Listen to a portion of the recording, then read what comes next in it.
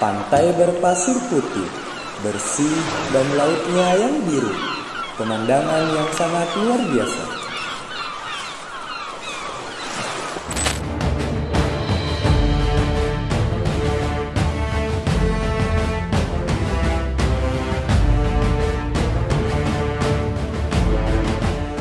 Tapi, coba bayangkan, jika bencana terjadi di pulau kecil, kemana masyarakatnya berlindung?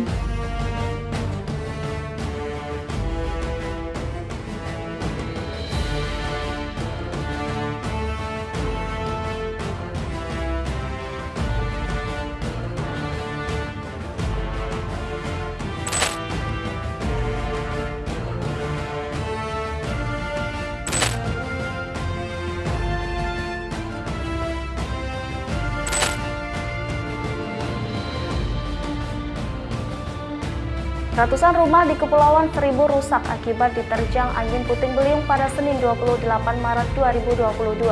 Angin memporak-porandakan rumah warga disertai dengan hujan deras sekira pukul 20:45 waktu Indonesia Barat. Sejumlah warga mengalami luka-luka dan 4 nelayan dinyatakan hilang. Dikutip dari Kompas.com, akibat dari kejadian itu terdapat 202 rumah warga mengalami kerusakan. Yang jumlah tersebut terbagi di 2 pulau, yakni Pulau Kelapa dan Pulau Seribu. Hal itu disampaikan oleh Camat Kepulauan Seribu Utara Ismail pada Selasa 29 Maret 2022.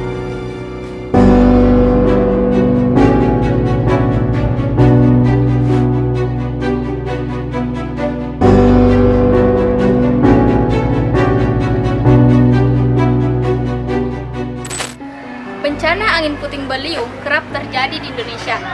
Berdasarkan BNPB, bencana angin puting beliung merupakan suatu bencana yang prevalensinya relatif tinggi, yaitu 21% dari keseluruhan bencana yang terjadi di Indonesia.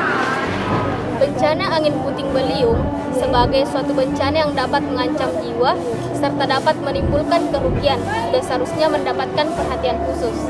Fokus kegiatan dalam manajemen bencana adalah sebelum kejadian, pada saat kejadian, dan pasca kejadian di bawah 2020.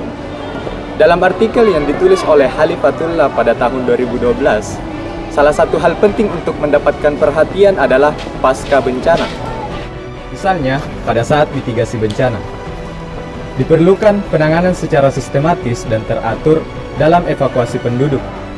Kejadian bencana angin puting beliung juga tidak dapat dihindarkan dari pulau terluar Liukang Tupak Biring.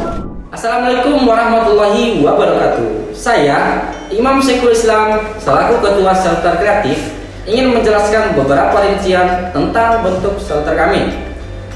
Shelter kreatif dirancang dengan desain yang nyaman sehingga menjadi tempat trauma healing untuk mengurangi efek trauma pada masyarakat, khususnya pada anak-anak. Diharapkan luaran dalam PKM VGK ini adalah video YouTube tentang shelter kreatif mitigasi bencana di Pulau Terluar Liukang Tupak Biring, serta akun media sosial yang dilengkapi dengan laporan. Di bagian sudut shelter tersebut terdapat beberapa besi yang apabila ditarik akan timbul bangunan shelter yang akan digunakan oleh masyarakat, khususnya yang terkena musibah, dan targetnya shelter tersebut akan dibuat memenuhi satu lokasi yang jauh dari lokasi bencana tersebut.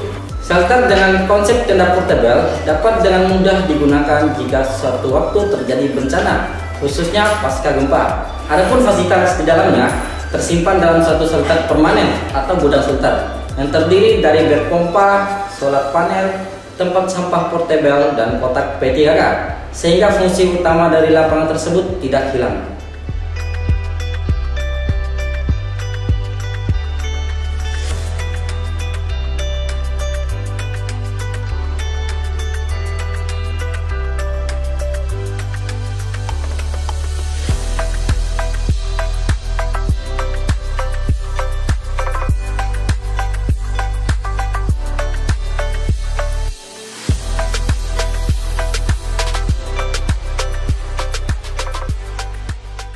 Assalamualaikum warahmatullahi wabarakatuh.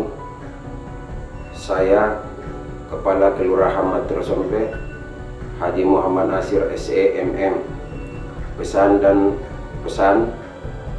untuk mitigasi bencana, khusus kami di Kepulauan Kabupaten Pangkep, di mana secara geografis kami memang berada di tengah-tengah lingkungan yang memang sangat-sangat memerlukan yang namanya mitigasi bencana untuk bagaimana mengedukasi masyarakat tentang bahaya yang bisa timbul kapan saja, apalagi di saat-saat musim-musim barat, di mana angin kencang di setiap musim itu sangat-sangat mementingkan perhatian khusus. Jadi kami sebagai pemerintah sangat mengharapkan kepada teman-teman mahasiswa yang sempat hadir di kelurahan kami agar kiranya kegiatan ini bisa ditingkatkan, dan kami sebagai kepala kelurahan sangat mengapresiasi kegiatan-kegiatan seperti ini untuk mencegah hal-hal yang tidak diinginkan kelak di kemudian hari. Demikian, wassalamualaikum warahmatullahi wabarakatuh.